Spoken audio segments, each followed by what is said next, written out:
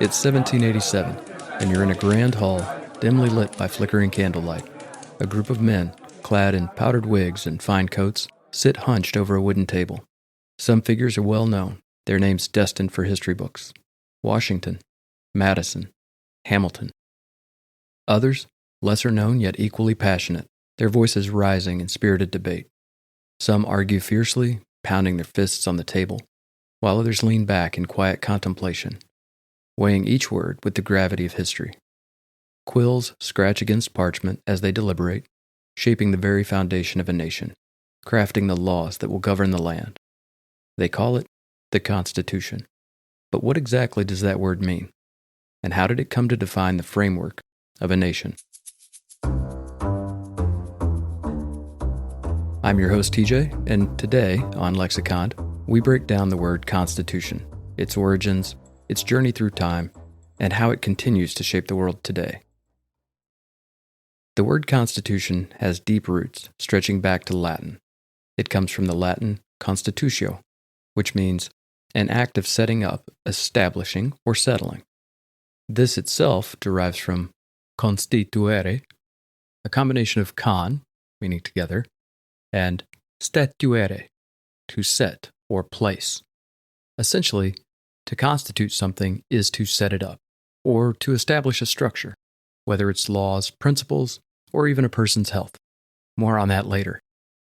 By the 14th century, constitution made its way into Middle English, largely in the context of ecclesiastical or church laws.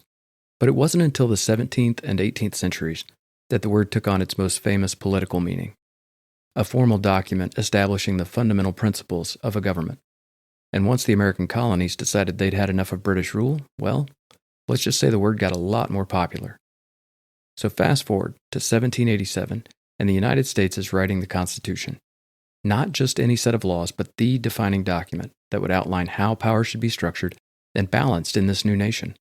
Constitution is defined as a body of fundamental principles or established precedents according to which a state or other organization is acknowledged to be governed. But America wasn't the first to use the word in this sense. The term constitution had already been floating around Europe. England had constitution-like documents, the Magna Carta and the English Bill of Rights, though they lacked a single codified constitution. Meanwhile, the Dutch Republic and the Polish-Lithuanian Commonwealth had constitutional principles in place long before the Americans made it official with theirs.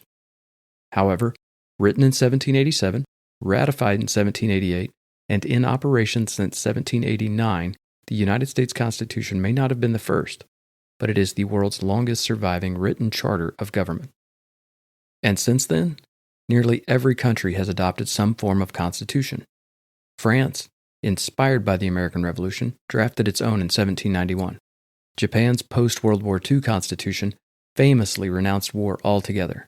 And then there's the United Kingdom, which still doesn't have a single written constitution. Because, well, maybe they just didn't want to copy someone else's homework. One of the most remarkable aspects of the U.S. Constitution is its ability to adapt over time. While it lays out a foundational framework of governance, it was never meant to be a rigid or unchangeable document. The amendment process allows the Constitution to evolve, reflecting shifting societal norms and expanding rights and freedoms.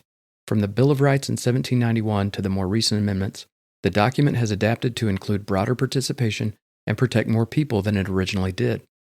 Consider the abolition of slavery with the 13th Amendment, the civil rights protections ensured by the 14th Amendment, and women's suffrage with the 19th Amendment. These changes demonstrate how the Constitution isn't merely a static set of rules, but a living document that grows alongside the people it governs. In this way, the Constitution serves as both a foundation and a flexible guide, ensuring that governance remains relevant to each new generation.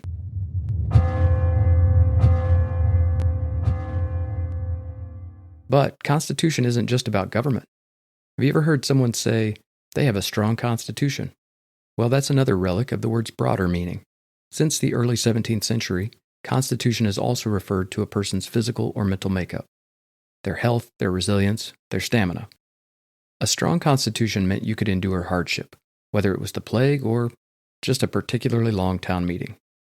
In Pride and Prejudice, Jane Austen describes Mr. Bingley as having a tolerable constitution. meaning that he was in good health. In more modern times, the idea of a strong constitution is referenced in movies and television, often in the context of survival and resilience. Even in the gaming world, constitution is a key attribute in role-playing games like Dungeons and Dragons, where it represents the character's stamina and endurance. And then there's the scientific use, where the word constitution of a chemical compound defines the essential elements that make it what it is. So whether you're talking about a nation, a person, or chemical composition, the core idea is the same. A constitution is the fundamental structure that holds something together. So whether it's governing laws of a nation, the fortitude of a person, or the very building blocks of matter, constitution is all about what something is made of and how it is structured. It's a word that defines foundations, whether literal, metaphorical, or legal. And while the American Constitution may be one of the most famous, the concept itself is universal. And that brings us to the ultimate question. What's your Constitution made of? Are you built to withstand the tests of time like a well-crafted document? Or are you still in the process of being drafted? Do you have fundamental ideals or principles that define you? Or are you open to interpretation? That's it for today's episode of Lexiconned. If you enjoyed this episode, be sure to like, subscribe, leave a review, or share with a friend. And if you have a word or phrase you'd like to see unraveled, drop us a line.